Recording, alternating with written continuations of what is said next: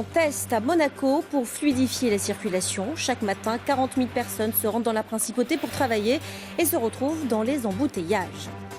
Enfin, la vente aux enchères de plus de 200 œuvres de Jean Marais samedi à Antibes. Lithographie, photographie, sculpture et effets personnels mis à prix à partir de 30 €. Nous verrons qu'à l'origine de cette vente, il y a une polémique. L'hommage des amis, des amoureux de la montagne, d'inconnus à Hervé Gourdel. Hier, une marche silencieuse s'est déroulée dans le village de cœur du Niçois, Saint-Martin-Vésubie. 600 personnes étaient rassemblées pour se souvenir de l'homme qu'il était. Véronique Varin, Jean-Paul Bierlein. À 18h, toutes les voix se sont tues pour la marche d'hommage. Dans les ruelles de Saint-Martin-Vésubie, chacun se recueille, simplement là pour soutenir la famille d'Hervé Gourdel présente dans le cortège. Sur tous les visages, une immense tristesse, mais dans les paroles, beaucoup de retenue. Il faut continuer à se battre et puis voilà, la montagne est belle. Et lui, c'est un mec extraordinaire, un bon mec. Et je pense vraiment, une fois de plus, à ses proches, à sa famille. Voilà. Les gens de la montagne s'associent tous. C'est un acte collectif, je dirais, pour se rapprocher de sa famille. Devant le bureau qu'Hervé Gourdel avait ouvert avec d'autres guides il y a 30 ans, personnalités et anonymes déposent fleurs, messages, photos barrées de noir. Des témoignages silencieux, des gestes forts comme l'imam et l'évêque de Nice côte à côte appelant d'une même voix à l'unité face à la barbarie. Un message de notre présence d'amour et de fraternité et on condamne ce qui est arrivé. On souhaite que le dernier, que sera le dernier. Ce qui s'est passé, c'est le mal, incarné si j'ose dire, à travers des hommes. Et nous ne pouvons accepter que cela est le dernier mot. Il faudra à tous du temps pour se relever d'un tel choc, notamment à ses collègues de travail, préparés au pire, mais pas à l'inimaginable. On prend de plein fouet la violence d'un événement auquel nous ne sommes pas accoutumés, même si le métier de guide est un métier exposé au drame parfois. Mais pas à celui-là. Mais pas à ce type d'événement et qui là bouleverse tout. D'autres rassemblements en hommage à Hervé Gourdel sont prévus aujourd'hui, demain, dans le département et partout en France. Une mort atroce qui inquiète dans le monde entier, qui pose forcément des questions. Nous retrouvons à Sciences Po Menton Jean-Pierre Filiu. Bonjour. Vous êtes professeur des universités à Sciences Po Paris, spécialiste de l'islam contemporain, de la Syrie et du djihadisme.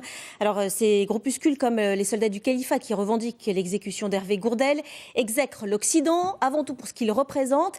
Est-ce que, en l'espèce, les frappes françaises en Irak et peut-être bientôt en Syrie pourraient nous mettre davantage en danger ? Je crois malheureusement que c'est exactement le contraire. Il faut que les frappes soient plus nombreuses, qu'elles soient plus fortes, parce que ces groupes sont déterminés à nous faire subir des horreurs comparables à celles qui frappent en ce jour les Alpes-Maritimes.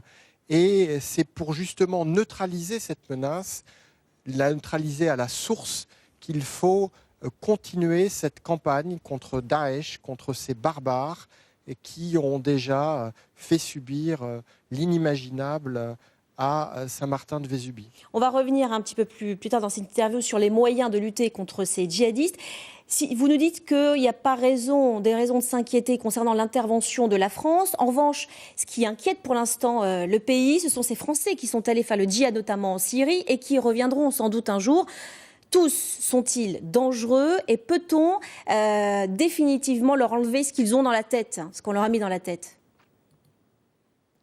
Concrètement, la situation actuelle est le fruit de plus de 3 années de passivité plus ou moins complice face à l'horreur en Syrie et dans une moindre mesure en Irak. Le président François Hollande avait tenté de convaincre Barack Obama en août 2013 qu'il fallait intervenir contre la dictature syrienne pour que la porte ne soit pas ouverte aux monstres. Rien ne fut fait, tout cela s'est aggravé. Aujourd'hui a pris une proportion bien plus inquiétante, bien plus menaçante, mais c'est à la source, je le répète, qu'il faut traiter ce problème, c'est-à-dire en Syrie et dans une moindre mesure en Irak, Et en Syrie, cela passe par un changement de régime et le départ de Bachar el-Assad. Jean-Pierre Filu, je répète ma question, est-ce qu'à leur retour, ces djihadistes français notamment sont encore dangereux ? Mais justement, je vous ai répondu. Car si ces djihadistes reviennent alors que la guerre civile continue en Syrie, alors que le dictateur contre lequel ils sont partis est toujours au pouvoir, qu'ils auront dès lors l'impression que l'ensemble du monde, la France inclus, a collaboré à un massacre de musulmans, de 200 000 musulmans, sans aucune proportion dans l'histoire contemporaine, alors effectivement ils resteront dangereux. Je vous ai répondu et je crois que cette réponse est très claire. Oui, c'est très très clair. Je vous remercie Jean-Pierre Filu. Vous étiez en direct donc de Sciences Po Menton. Vous allez intervenir en fin de journée auprès des élèves de Sciences Po. Nous passons au reste de l'actualité et avant cela, je vous précise que demain, nous consacrerons une émission spéciale de La Voix est libre sur cette mobilisation autour de la mort d'Hervé Gourdel. Dès 10h50, nous serons en direct de Nice où aura lieu une marche silencieuse à la demande de la famille. Des experts seront en studio pour tenter d'expliquer comment on en est arrivé à cette sordide exécution. Une personne s'est rendue à la police hier. L'homme s'est accusé d'être l'auteur d'une quinzaine de coups de couteau sur la victime de 26 ans retrouvée morte hier dans un ascenseur dans la cité des Moulins à Nice. L'homme est connu des services de police et devrait être déféré demain devant le parquet. L'enquête sur le meurtre de notre consoeur Caroline Corvallan avance. Une dizaine de personnes ont été interpellées hier et placées en garde à vue dans les locaux de la brigade criminelle de la police judiciaire parisienne. Le corps de Caroline Corvallan avait été retrouvé mutilé en septembre dernier dans le 18e arrondissement de Paris. Un drame a été évité hier à la Seine-sur-Mer. Un escalator et une passerelle d'un centre commercial se sont effondrés en pleine journée. Les images, vous allez le voir, sont impressionnantes. Aucun blessé n'est à déplorer, mais des questions se posent car la galerie devait être inaugurée dans quelques jours. Nathalie Ramirez avec Gilles Guérin. Excusez-moi. En quelques secondes, devant notre caméra, la passerelle et l'escalator de la galerie s'écroulent littéralement. À l'intérieur, seul le personnel de sécurité et les pompiers sont présents. C'est le deuxième effondrement. Le premier a eu lieu 2 heures plus tôt. Les clients sont alors bien présents. Pour ces commerçants évacués, le drame a été évité de justesse. Il y a des gamins qui étaient en train de manger en dessous, ils ont entendu le bruit, ils se sont sauvés en courant, heureusement. Donc a priori, non, 0 blessé et c'est tant mieux. On a eu le temps de prendre nos affaires, de sortir les clientes et de sauver. J'espère que ça n'arrivera plus, mais on n'est pas rassurés pour les prochains jours. L'escalator était en plein cœur de la toute nouvelle galerie du centre commercial Auchan, une extension qui devait être inaugurée mardi. Plus de 10 000 mètres carrés de boutiques, coût des travaux, 30 millions d'euros. De quoi s'interroger. C'est possible, c'est un escalator qui s'écroule. C'est pas à moi de le dire, il y a des experts qui vont le dire et qui vont expliquer pourquoi. Voilà. Nous on le constate et surtout je vous dis ce qu'on a constaté, c'est qu'il n'y ait aucun blessé. Et il faudra trouver des explications à l'inconcevable. L'effondrement d'une passerelle et d'un escalator dans un bâtiment neuf, contrôlé, ouvert au public depuis le mois de juin. Qui sont le ou les responsables? Y a-t-il eu des malfaçons? Cela a-t-il été construit trop vite? L'enquête le dira. En attendant, la nouvelle galerie devrait rester fermée, son personnel mis au chômage technique. Je vous lisais en titre, une seconde ligne de bus est expérimentée en ce moment à Monaco. Si l'essai est concluant, elle viendra soulager les ligne 100 qui est totalement saturée. Il faut dire que chaque jour, la principauté accueille 40 000 personnes qui viennent travailler et ceux qui choisissent la voiture se retrouvent, eux, dans les embouteillages. Bernard Perrano, Jean-Marc Sarra. C'est le bazar. Le bazar, c'est très difficile d'aller travailler. Tout le temps. Et c'est de pire en pire chaque année. Ça bouchonne vraiment beaucoup dans le tunnel, avant le tunnel, après le tunnel. Tous les matins, c'est la même galère pour ces automobilistes qui se rendent à Monaco. Le transport par train et par bus est saturé. Du coup, pour faciliter l'accès à la principauté, l'État monégasque a décidé d'expérimenter jusqu'au mois de décembre le doublement de la ligne de bus 100. En partenariat avec le Conseil général des Alpes-Maritimes, Monaco a déboursé 450 000 € pour privilégier le transport en commun. Nous avons environ 100 000 véhicules qui passe et qui repasse en principauté chaque matin. Il est important qu'on privilégie maintenant les transports en commun où l'efficacité et la rentabilité par rapport à le développement durable, tout le monde le comprend, est bien plus intéressante. Le 101 circule de 7h à 10h et de 16h à 18h. Un trajet plus court de Saint-Laurent-d'Ez à Carnolès. Il s'arrête aux mêmes arrêts que le 100. Cette opération permet d'offrir jusqu'à 80% de places supplémentaires et d'absorber plus facilement les 40 000 personnes qui viennent quotidiennement travailler sur Monaco et surtout les 9 000 usagers de la ligne 100. Le prix du ticket du 101 est le même que pour le 100. Pour l'instant, sont prévus 6 trajets le matin et 7 le soir, mais déjà, les usagers sont heureux. Quand il n'y a pas de bus qui passent, au moins c'est plus pratique, il y a plus de bus. Je sais que quand j'arrive là vers 40, j'en ai sur un. Le matin à 7h. Ouais. J'aimerais bien qu'il y en ait un peu plus souvent. Si toutes les conditions sont réunies, l'expérience pourrait devenir définitive. Important, à quelques jours de la reprise des travaux sur la ligne de chemin de fer entre Monaco et Roquebrune-Cap-Martin. Samedi, vous pourrez devenir propriétaire dans Jean Marais. L'héritière de l'artiste a décidé de vider de ses œuvres la galerie qui lui était consacrée à Valoris et de vendre toutes ses créations aux enchères à Antibes. Véronique Varin, Éric Jacquet. Envie d'avoir quelque chose de Jean Marais l'artiste ? Samedi sera le moment ou jamais. À se disputer aux enchères des lithographies, des sculptures, des photographies, du mobilier ou encore des effets personnels. Mais pour les plus ardents admirateurs de l'acteur, cette vente sera surtout l'occasion d'acquérir des pièces jusqu'à maintenant quasi introuvables sur le marché. Nous avons 9 huiles originales et ce qui est rarissime, c'est que pour vous donner un ordre d'idée, depuis les années 90, il est seulement passé 15 tableaux originaux de Jean Marais en vente publique. Également des céramiques originales, donc des pièces uniques qui ont été faites par les mains de Jean Marais elle-même, ce qui est différent des éditions. Parmi ces 200 lots figurent toutes les pièces qui pendant 12 ans ont été exposées à l'espace Jean Marais de Valoris. Et si Nini Pasquali, propriétaire de cette collection, a décidé il y a quelques mois de la récupérer, c'est, dit-elle, parce qu'elle n'a jamais caché avoir prêté son héritage non pas à la municipalité, mais à son ancien maire, Alain Gumiel. J'ai toujours dit, tant qu'Alain est maire, j'en laisse. Et d'humain, parce que ça, vous savez, ça passe. Hein, j'ai du jour, il ne sera plus maire, je reprendrai mes billes. C'était une promesse faite et une promesse tenue. C'est tout. C'est tout, il y a, au contraire. Alors, bien sûr, ça a fait peut-être beaucoup de dialogue, rien, c'est tout pipeau, tout ça. Un argument que n'admet pas l'actuel premier magistrat qui aurait volontiers continué à exposer la collection Marais. J'aurais aimé qu'elle reste sur la commune, j'aurais aimé qu'elle soit accessible au public de la ville en particulier et plus largement national, international. Ça ne peut pas être fait pour des raisons, me semble-t-il, politiques. Je ne peux que le déplorer.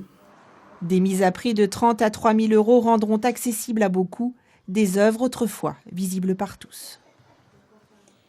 Notre série sur les chiens guides d'aveugles s'achève et vous allez voir que leur formation ne s'arrête jamais. Une fois remis à leur maître, leur éducateur vient leur rendre visite régulièrement. Il s'agit là de s'assurer que le chien n'a pas perdu ses bonnes habitudes. Vanessa Coppen, Josette Sana. Salut la Ménie. Bonjour. Viens ma belle. Allez viens, laisse passer. Aujourd'hui, Vacoa est le centre de toutes les attentions. Une fois par an, son éducatrice vient faire le point avec sa maîtresse. Eh ben, elle n'a pas grossi, elle est bien, hein. Non? Super, hein. Ouais, pas mal. Nickel, hein. Poids, taille, problèmes de santé sont évoqués avant de partir en balade pour vérifier le comportement du chien et de son maître dans la rue. Ouais, super. Elle se promenait, t'es contente, hein? Oh là là là là. Vacoa et Sandrine Filippini, sa maîtresse non-voyante, sont ensemble depuis 8 ans. Non. Un vieux couple avec ses qualités et ses défauts. Passage à gauche. Allez, allez, allez. On y va. Allez, le passage. On a une chienne qui a pris des mauvaises habitudes, donc donc ça soit plus au passage piéton, qui a tendance à vraiment connaître ses trajets, donc à anticiper ce que lui demande sa maîtresse. Typiquement, c'est le chien en fin de carrière ou à qui on a laissé passer quelques erreurs, des petites fautes. Si la maîtresse reste vigilante à côté, il n'y aura pas de danger, quoi. Malgré cela, Sandrine Filippini fait totalement confiance à sa chienne. L'une comme l'autre connaissent parfaitement leur quartier et leur trajet quotidien. Je n'ai pas droit à l'erreur non plus dans mes déplacements et un chien guide non plus n'a pas droit à l'erreur envers son maître. C'est-à-dire qu'il est doté d'une mission, il sait qu'il a un rôle à jouer auprès de son maître Et quelque part, il a un petit peu le déplacement ou la vie de son maître entre ses pattes. Une concentration qui peut enfin se relâcher à la maison. Là, Vakwa redevient l'animal de toute la famille. Mais un animal éduqué qui sait rester à sa place. Si on lui dit d'aller à son panier, elle va aller dans son panier. Et si on mange là avec les enfants, c'est vrai qu'on va essayer de lui instaurer de ne pas venir autour. Parce que c'est vrai qu'avec la petite, elle est contente. Elle peut lui donner des morceaux de pain, là, c'est le top. Et la chienne aussi est contente, elle a vite compris. Plus j'impose des règles de vie à mon animal, et bien plus je retrouve un confort à l'extérieur. C'est pas que je sois une maîtresse stricte, mais je pense que pour qu'il y ait une vraie complicité entre l'animal et son maître, eh bien il faut instaurer un respect l'un envers l'autre. Et après aussi, quand je suis dans la rue, en déplacement, je suis pas seule au monde. Donc je dois aussi être attentif à ce qui se passe autour de moi. Dans 1 an et demi, Vakwa prendra sa retraite de chien guide. Lorsque son successeur arrivera, il sera comme elle, les yeux de sa maîtresse et le compagnon de la famille. Chaque été, les méduses gâchent un petit peu la vie des baigneurs. Eh bien, cet automne, le musée océanographique de Monaco leur consacre tout un programme. Il va falloir s'y faire. Les méduses bénéficient désormais d'excellentes conditions pour proliférer partout dans le monde. Et la surpêche y a largement sa part. Bernard Perrano, Jean-Marc Sarra. Elles sont de plus en plus présentes chaque année sur l'ensemble des plages de la Côte d'Azur. Les méduses prolifèrent au niveau mondial à grande vitesse. Une mauvaise nouvelle, car petit à petit, elles se retrouvent sans aucun prédateur. C'est effectivement une crainte parce que lorsque l'homme pratique la surpêche, il enlève en fait tous les prédateurs des méduses, les thons, les tortues marines, mais peut-être de façon encore plus significative, il enlève tous les concurrents. Les sardines, les anchois, les maquereaux, qui mangent le même zooplancton que les méduses. Les méduses n'ont pas fini d'étonner les scientifiques. La Turritopsis est minuscule, elle possède la particularité d'alterner les cycles de vieillissement et de rajeunissement. C'est effectivement tout à fait incroyable. C'est la seule espèce que nous connaissons dans le monde qui est capable en fait de revenir en arrière dans sa vie, de rajeunir, et puis de repartir, de redevenir adulte. C'est un petit peu comme si le papillon était capable de redevenir chenille.